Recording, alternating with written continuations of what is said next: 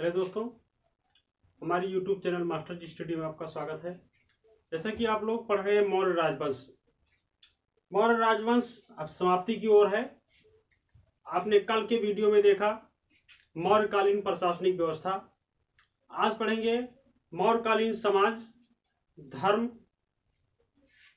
कुछ चर्चा हम उनके सैन्य संगठन के बारे में करेंगे, क्योंकि वह पॉइंट छूट गया है आपका। और उसके बाद मौर्यकालीन कला पर। ठीक, तो आइए सबसे पहले देखते हैं मौर्यकालीन समाज। अब देखिए, किसी भी समाज के बारे में जानकारी लेने के स्वरूप में सबसे पहले देखते हैं उनका स्वरूप। देखिए, प्रमुख बिंदु हैं जिनके द्वारा हम मौर्यकालीन समाज के बारे में जानेंगे। इसे सबसे पहले हो गया स्वरूप।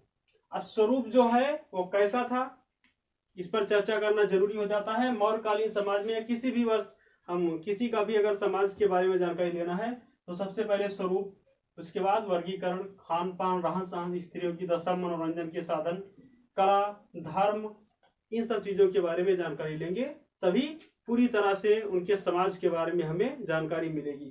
तो सबसे पहले आइए देखते हैं मौर्यकालीन स्वरूप, समाज का स्वरूप। तो मौर्यकालीन समाज का जो स्वरूप था वो पुरुष प्रधान था, यानी पितृ सत्तात्मक था। ठीक, मतलब राजा की मृत्यु के बाद उसका उत्तराधिकारी पुरुष ही होगा। ठीक, यानी पुरुष प्रधान समाज हुआ करता था उस समय। उसके बाद वर्गीकरण। अब उस समय मौर्यकालीन में समाज का वर्गीकरण जो था वो चातुर्वर्ण था। अर्थशास्त्र, कौटिल्य के अर्थशास्त्र में कहा गया है कि मौर्य काल में समाज वैदिक युग की तरह ही था, और धर्म को भी बताया गया है। तो धर्म के बारे में बाद में देखेंगे। तो मौर्यकालीन जो वर्गीकरण था वह चातुर्वर्ण या अर्थशास्त्र कौटिल्य के द्वारा 4 वर्ण में विभाजित था: ब्राह्मण, क्षत्रिय, वैश्य और शूद्र। ठीक, वहीं मेगास्थनीज ने उस काल के समय समाज को 7 वर्गों में विभाजित किया है। तो मेगास्थनीज के अनुसार देख लेते हैं। कौटिल्य के अनुसार 4 वर्गीकरण किया है, 4 वर्ग में बांटा था समाज को, और मेगास्थनीज के अनुसार 7। तो 7 में सबसे पहले नंबर 1 दार्शनिक, नंबर 2 किसान, नंबर 3 अहीर, नंबर 4 कारीगर और शिल्पी, नंबर 5 सैनिक, नंबर 6 निरीक्षक और नंबर 7 सभासद। तो ये 7 वर्गों में किसने विभाजित किया है, ये आपका प्रश्न बन सकता है एग्जाम में। तो 7 वर्गों में मेगास्थनीज ने, और 4 वर्गों में किसने विभाजित किया है, कौटिल्य ने अपनी पुस्तक अर्थशास्त्र में। ठीक, अब देखते हैं इनका खान पान। कहते हैं कि मौर्यकालीन समाज में खान पान दोनों तरह के लोग थे, शाकाहारी और मांसाहारी दोनों का प्रयोग होता था। हालांकि अशोक का समय जब आया तो मांसाहारी पर बहुत प्रतिबंध लगाया गया, शाकाहार का काफी प्रचार प्रसार किया गया। ठीक, लेकिन अगर हम पूर्णतः देखें तो मौर्यकालीन समाज में दोनों तरह के लोग रहते थे। इनके खान पान और रहन सहन की स्थिति अच्छी थी। ठीक, स्त्रियों की दशा। स्त्रियों की दशा के बारे में कहा जाता है कि मौर्यकालीन जो है समाज में स्त्रियों की दशा बहुत ही अच्छी थी। स्त्रियों को सम्मान की दृष्टि से देखा जाता था। एक हिसाब से देखा जाए तो उत्तर वैदिक काल की तुलना में अगर देखा जाए तो मौर्य काल में स्त्रियों की समाज में स्थिति बहुत ही अच्छी थी। वो पूरी तरह सुरक्षित थी, उनको शिक्षा ग्रहण करने का अधिकार था। विवाह, मनचाहा विवाह और तलाक यानी विच्छेद का भी उल्लेख अर्थशास्त्र में मिलता है।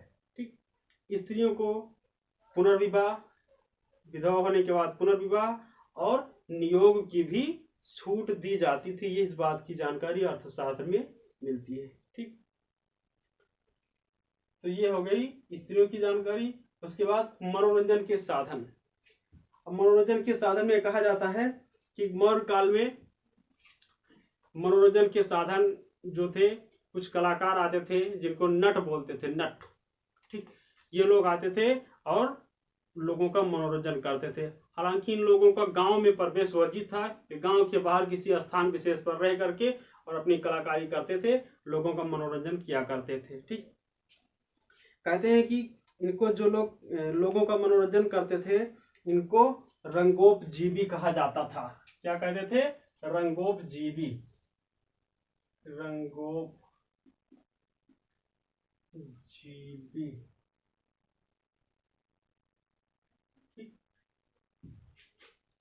और जो इनके साथ स्त्रियां होती थी मनोरंजन करने के लिए, उनको रंगोपजीवनी कहा जाता था मौर्य काल में। ठीक।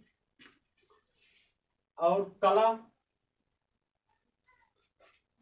तो कला के बारे में अगर कहा जाए, मौर्यकालीन जो कला था ये बहुत ही बेहद उत्कृष्ट किस्म के कला हुआ करते थे, उन्नत किस्म का कला हुआ करता था।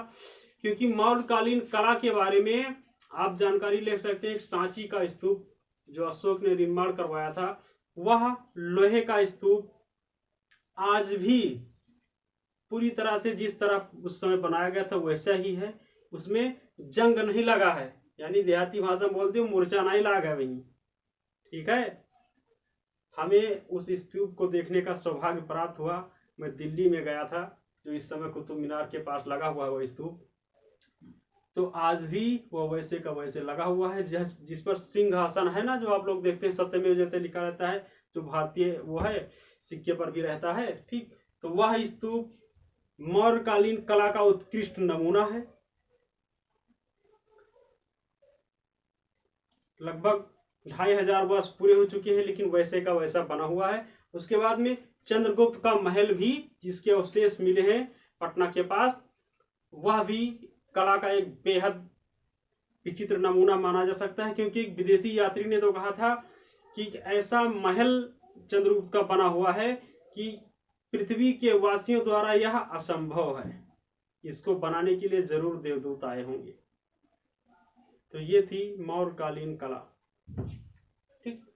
उसके बाद धर्म। वैसे मौर्यकालीन समाज में धर्म तो वैदिक धर्म ही था, चल रहा था, प्रचलित था उस समय। किंतु कहते हैं कि जो कर्मकांड की प्रधानता थी वह ब्राह्मण और क्षत्रियों तक ही सीमित होकर रह गई।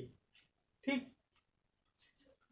और जो लोग, जो ब्राह्मण वेदों की शिक्षा देते थे, बड़े बड़े यज्ञ करवाते थे, कर्मकांड करवाते थे, उनको निस्साल ब्राह्मण कहा जाता था। निस्साल ब्राह्मण कहा जाता था। और राज्य की तरफ से उनको जो कर मुक्ति भूमि दी जाती थी, कर मुक्त भूमि, उस भूमि को ब्रह्मदेव भूमि कहा जाता था। ब्रह्मदेव भूमि। आप लोग ये ध्यान रखिएगा, ये प्रश्न बन सकता है आपको कि कर मुक्ति जो भूमि देते थे मौर्य सम्राट, उसको क्या कहते थे? ब्रह्मदेव भूमि। ठीक। तो उसके बाद में कहते हैं कि जो अर्थशास्त्र के अनुसार समाज का 4 वर्ग था, वैसे अक्सर यह बात आता है कि भारत में प्राचीन काल से ही शूद्रों को एक दृष्टि से देखा जाता है।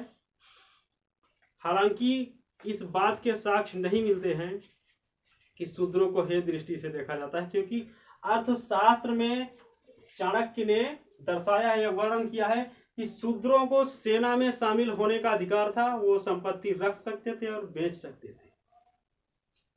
ठीक। जबकि सुनने को मिलता है कि ये शूद्र जो है वो हथियार नहीं रख सकते थे, अस्त्र शस्त्र नहीं उठा सकते थे, नहीं चला सकते। ऐसा कुछ नहीं है, अफवाह है। इन बातों पर ध्यान न दें और साक्ष्यों पर ध्यान दें, साक्ष्यों की माने। ठीक। इतिहास गवाह है कि प्राचीन काल में भी भारत में शूद्रों को सेना में भर्ती होने का अधिकार था, संपत्ति रखने का और बेचने का अधिकार था। उसके बाद में कहा जाता है कि भारतीय समाज में प्राचीन काल में सती प्रथा या घूंघट प्रथा का कुप्रथा था, प्रचलन था। ऐसा कुछ नहीं है। मौर्यकालीन समाज में कहीं भी इन बातों का जिक्र नहीं किया गया है। ठीक। तो हमारा प्राचीन काल का जो समय था वह स्वर्णिम काल था, बहुत ही अच्छा समाज था। तो आइए देखते हैं, एक नजर आप लोग डालेंगे अब मौर्यकालीन सैन्य संगठन पर। ठीक।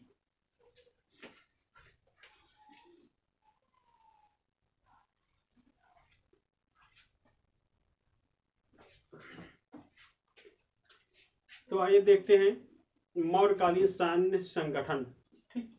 तो मौर्य जो साम्राज्य था, इनका सैन्य संगठन बहुत ही सुसंगठित था, बहुत ही मजबूत था। कहा जाता है कि जस्टिन, जो कि एक विदेशी दार्शनिक हैं, जस्टिन, इन्होंने कहा था कि मौर्यों की जो सेना है वो डाकुओं का गिरोह है। ठीक, देखिए इनके सैनिक जो है 5 प्रकार की सेना होती थी इनके, मतलब यह 5 बिंदु हैं प्रमुख। पैदल 6 लाख सैनिक जो थे वो पैदल सैनिक होते थे, जो पैदल चल करके अपने गंतव्य तक पहुंचते थे। उसके बाद अश्वरोही यानी घुड़सवार जो थे वो कितने थे, 50,000 घुड़सवार सैनिक। हाथी 9,000 सैनिक हाथी पर चढ़कर जाते थे। उसके बाद रथों की संख्या जो थी मौर्यकालीन समाज में सेना में 800। और तो और इनके पास नौसेना का भी वर्णन मिलता है। हालांकि इनकी संख्या कितनी है यह स्पष्ट नहीं हो सकी है, लेकिन अर्थशास्त्र में नवाध्यक्ष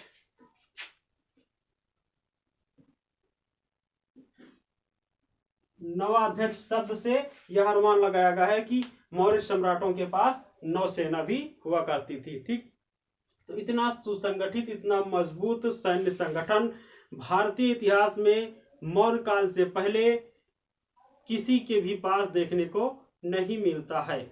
ठीक, तो मौर्यकालीन समाज या मौर्यकालीन साम्राज्य एक बहुत ही विस्तृत, यानी आज के आधुनिक भारत से भी विशाल फैला हुआ सुसंगठित रूप से और केंद्रीयकृत शासन था।